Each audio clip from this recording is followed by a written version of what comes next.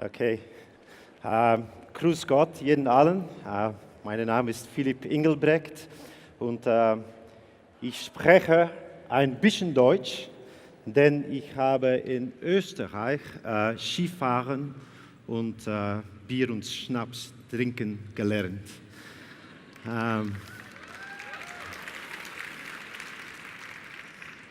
And that's pretty much all I can say in German. So unfortunately, I have to switch to English.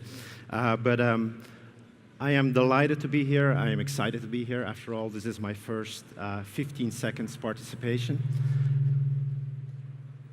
And of course, I sure hope that you will enjoy the next 15 minutes.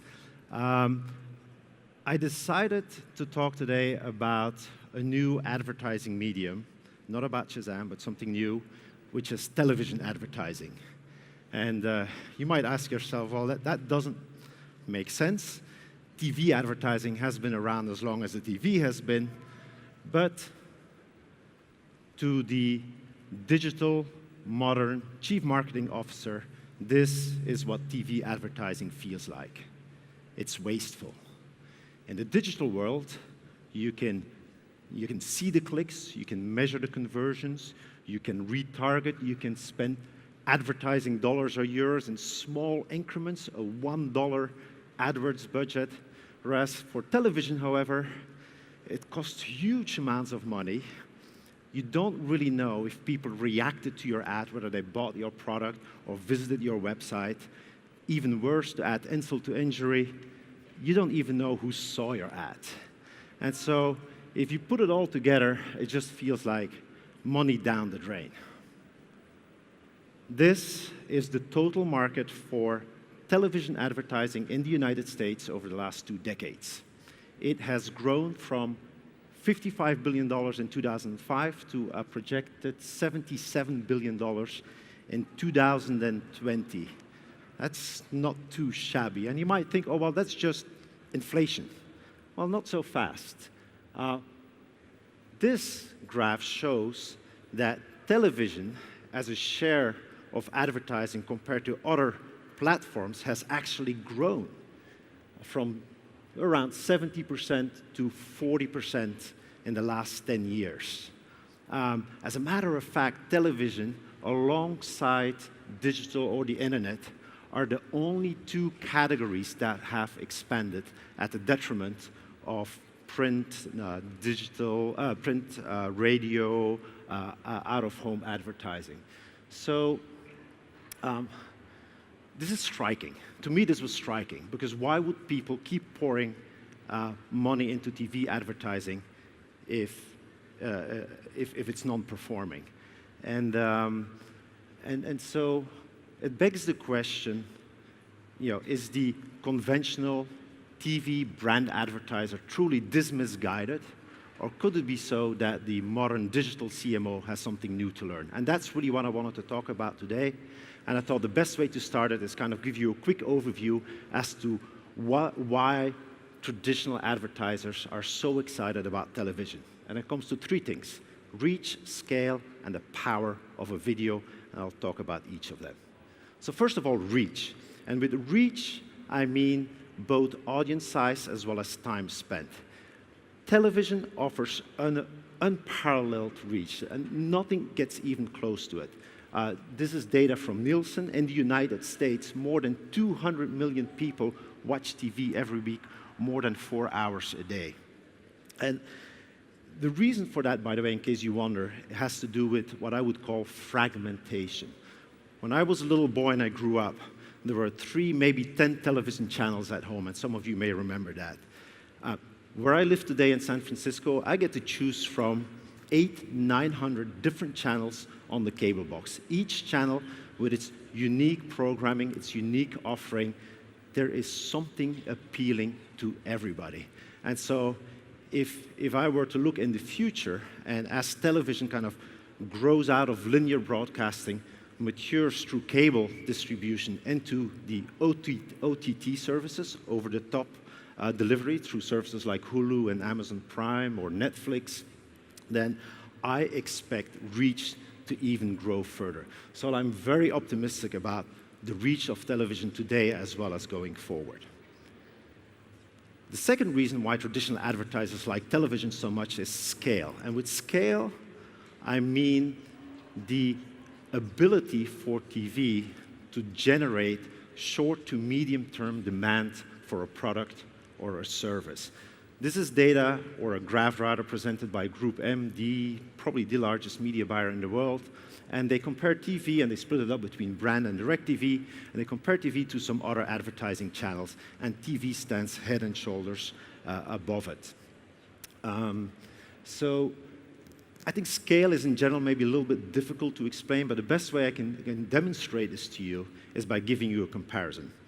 Let's say that I'm an industry leader in my category and I spend $1 million each month on search engine marketing, such as Google, as an example. So with that $1 million, the chances are that I have a bid for every single keyword, and when I do bid on the keyword, the chances are that my ad will be trafficked, most likely even on top.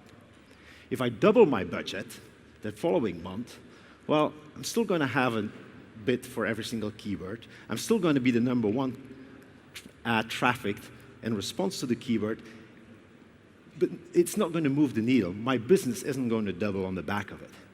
Television behaves fundamentally differently.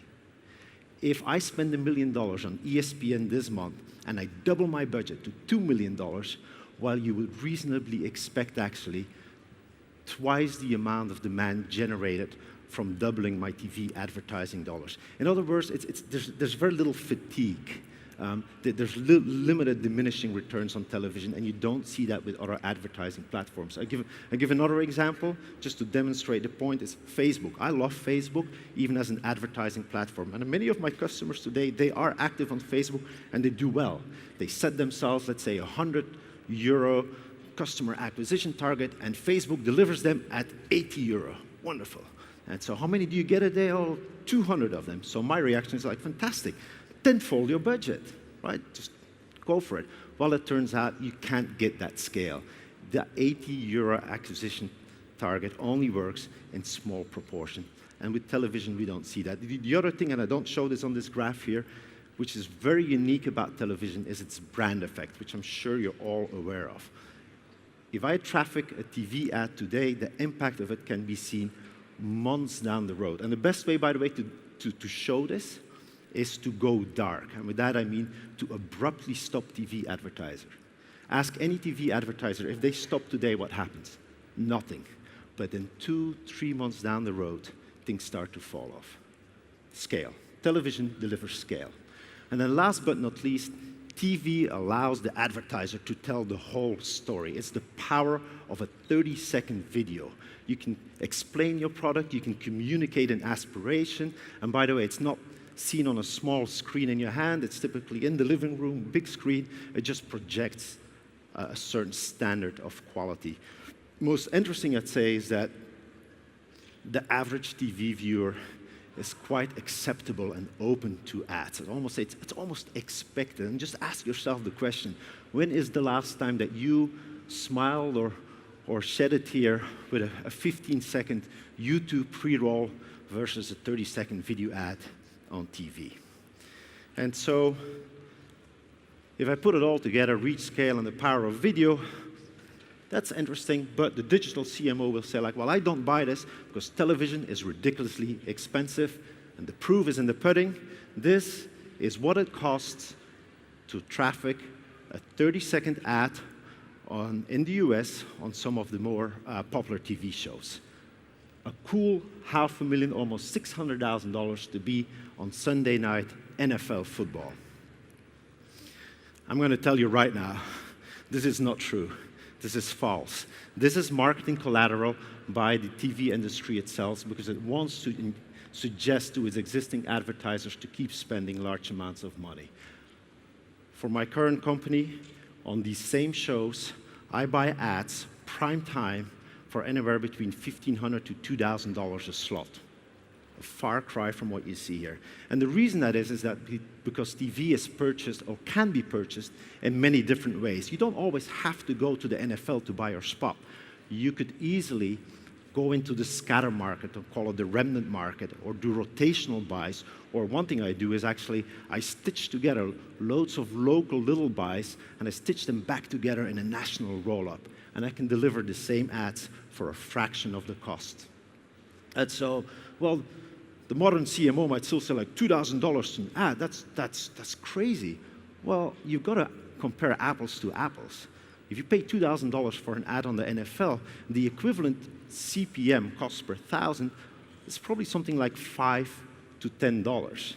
That is cheap, because if you would like to traffic a 15-second video ad, I'm not saying a 30-second, but a 15-second video ad on Brightroll or YouTube, you're probably going to pay about $20 to $25 CPM.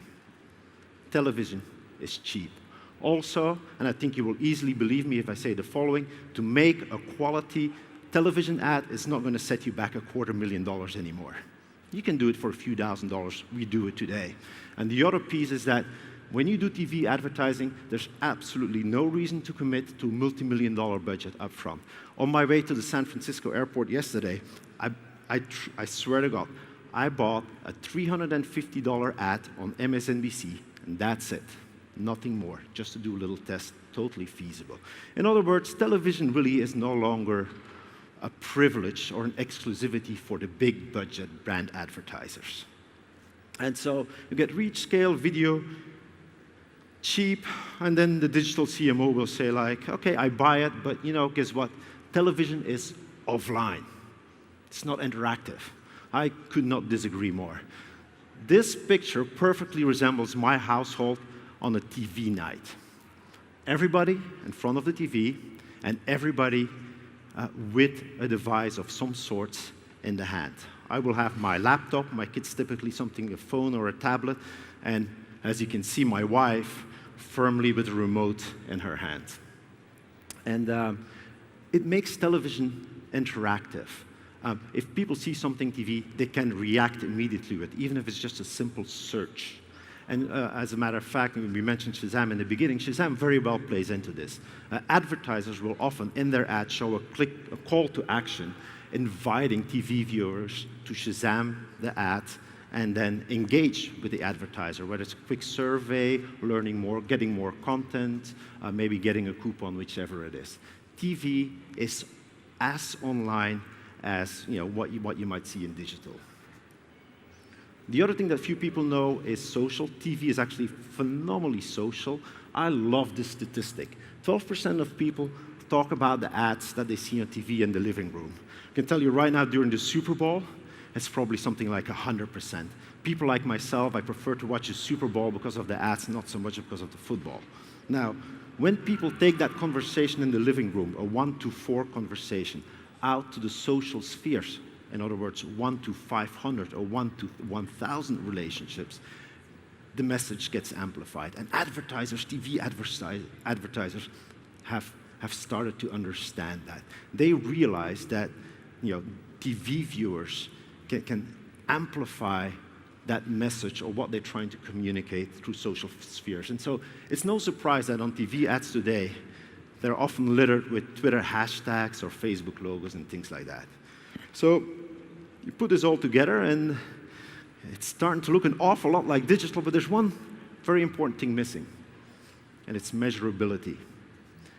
And yes, TV advertising can be measured. And a very standard approach in the industry is it's kind of, not to sound complex, but it's referred to as baseline modeling with lift. And what that I mean is, the way we do it is we take a company, we find a key performance index of that company, let's say it's UV traffic, and we try to model it out as if there's no television. But we take everything else into account. Maybe PR, an email campaign, seasonality, you name it. If and when an ad is trafficked, we look at what happens to that KPI, and we can see that spike, that lift. And the intensity of that lift tells us the strength of the advertising or the performance of it. And so that works really well. It's been established for a few years, but we can even do more.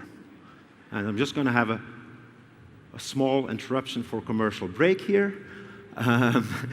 And I'd love to tell you a little bit about my latest company, Tatari.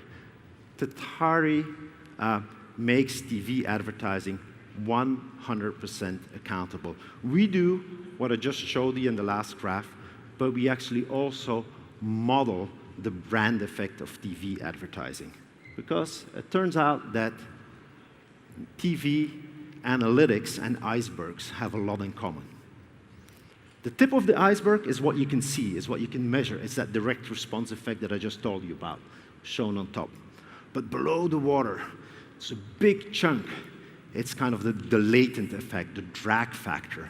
It's the brand effect. People who watch the ad today or in 1 week a few times and only react 3, 4, 5 weeks later. This is the holy grail. Because if we can do this, then we can rewrite the rules around buying TV inventory.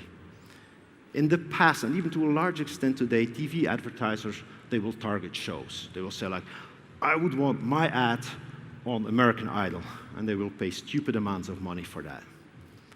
And then they woke up and they got a little smarter, and they're like, well, it's not so much about American Idol, but I really want the 18 to 30-year-old female demographic. So now they start to target audiences. And so at Tatari, we just reject both notions. It doesn't matter what program you go after. It doesn't matter what audience you target. What you got to pay attention to is where do you get lift and brand effect. And if that happens to be the 70-year-old male and none of the things that I mentioned before, that's where you can invest your TV advertising dollars. And now it's as accountable like digital. So if I put everything together, it's a very attractive cocktail. And so if there's one thing I would like to tell you and maybe act upon as you leave 15 seconds is give television a new chance. You may have been skeptical about it. You may even have been fearful about it. But it deserves a chance. And if some of you were to come to the US, then of course, reach out to us, mention 15 seconds, and then we know where you come from. But give TV a chance. Now you're supposed to applaud because I wasn't going to say, but wait, there's more. I had no audience at home to practice this, but lesson learned. There is more, and these are my final parting thoughts. First of all, TV is going to get a lot more expensive. And not just in the short term, because we'll have the elections in the US and we'll have the Olympics worldwide, kind of, compressing the available inventory, but just in general, right? If we get smarter about TV and it becomes more performance, then you would expect a convergence towards the digital $20 CPMs that I mentioned earlier. So TV is going to get more expensive. So there's kind of like, carpe diem component to it. The second piece is programmatic TV. Those of you who are in TV may have heard of this term. Programmatic TV is kind of like the TV cousin of what is kind of programmatic real-time bidding in digital. There's a lot of talk about it, essentially fully automating the buying process. I can tell you right now it's not going to happen that much because the programmers, the networks, the operators, they know it puts a lot of downward pressure on pricing, and so they rightfully will do everything they can to delay that. So don't expect too much. And then thirdly, and this is, hey, I've still got a minute, turn off the music. Third point is that, and this is probably the comment I hear the most, is cord cutting. Everybody comes to me and is like, well, you get cord cutters, right? People who move away from cable to OTT delivery, and that will kill TV advertising. As a matter of fact, it will kill TV. And that is not true. Because OTT is just a delivery mechanism in the same way that antenna or cable is. And if you remember what I said in the beginning, right? As we move through OTT, we'll get higher reach, and you combine that with the ability to, to target in a better capacity. I actually will make the argument that TV is just going to grow even further than where it is today. That's it. Thank you very much, and I hope to see you later in the conference.